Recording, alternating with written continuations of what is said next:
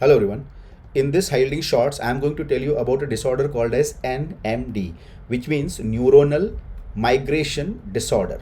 Right? It is a group of disorders which is due to defective neuronal migration. Remember, it is due to defective neuronal migration.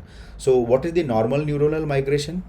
Normal neuronal migration occurs during intrauterine life between the 12 to 16 weeks of intrauterine life. That was the NEET PG question in 2018, right? So 12 to 16 weeks of intrauterine life, neuronal migration will happen normally. But if does not happen, there is a failure. So that will result in the neuronal migration disorder.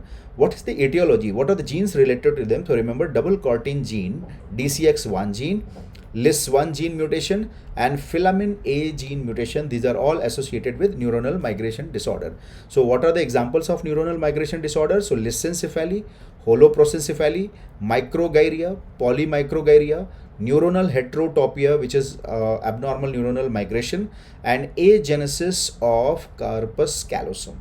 Agenesis of corpus callosum, you will see structure like this on the gross and radiological examination, which is the misshapen ventricle, and that is also called as racing car sign or bat wing deformity on radiological examination also, and on gross examination also, as you can see in this picture. So this is the gross examination, right? You can see this is the gross examination, and that is the misshapen ventricle that looks like a racing car sign, right? So racing car sign, or you can see on radiological examination also it is looking like a racing car sign, right? So this is the racing car sign, right? So racing car sign or bat wing deformity, these are the features of the agenesis of corpus callosum.